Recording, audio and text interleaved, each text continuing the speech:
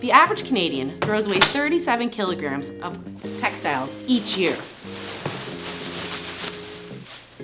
And 95% of these could be reused or repaired.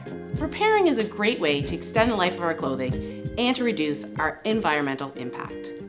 Repairing clothing may seem overwhelming. That's why we're joined today by Candy Hauser, owner of Hauser Homestead.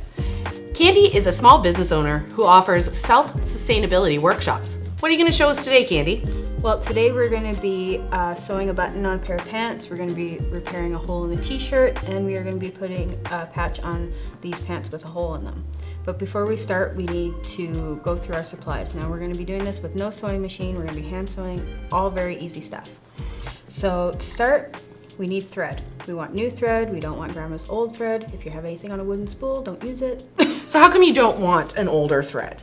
Well, so here's the thing. If I pull on this new thread, it's got some buoyancy to it.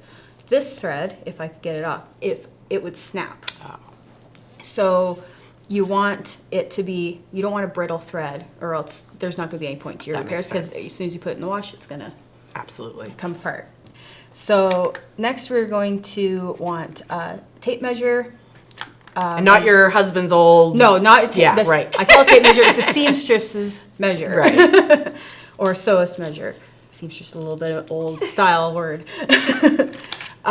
We need a pair of scissors. Now these little scissors are my favorite. You can get them at the dollar store for, I think they're 3 in a pack for $1.50. You also, a thimble is always a good idea because if you're sewing, you tend to poke yourself in the finger. Clips are always good just to clip something together, and you can just use... A lot of people probably don't think of that, really. Yeah, and absolutely. you can, and there are sewing clips, but I find that just binder clips work just as well as That's anything. a great tip.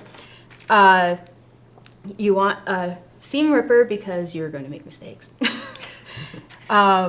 We also have, obviously, our sewing needles and pins. And the pins are going to hold things like our patches together.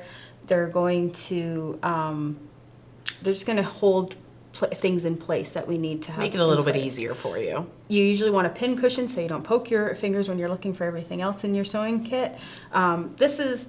These are my favorite ones. I put a little magnet in the bottom. They're actually little Oh, that's a great bottle idea. caps, Yeah. and they just have, it's a pom-pom in the middle, and you just put some fabric around it and glue it in. Fun. Yeah. So you always have some extra buttons on hand because that's what we kind of lose the most. And some people, I don't tend to use them, but an iron-on patch is always a good idea just in case you need something quickly done, you rip something quick, and you need to actually go. If you have any heat source, you can put that on. And obviously, our cutting scissors in case you have to cut some of your fabric. Maybe you got caught on something. Who knows? So that's kind of what we need in our little sewing kit. And you can use any kind of box. A shoe box works really well as you start collecting things and having extra pieces of fabric and stuff. Old chocolate tin? That's right. That's the one. The old cookie tin. Exactly. Trick everybody. Yeah.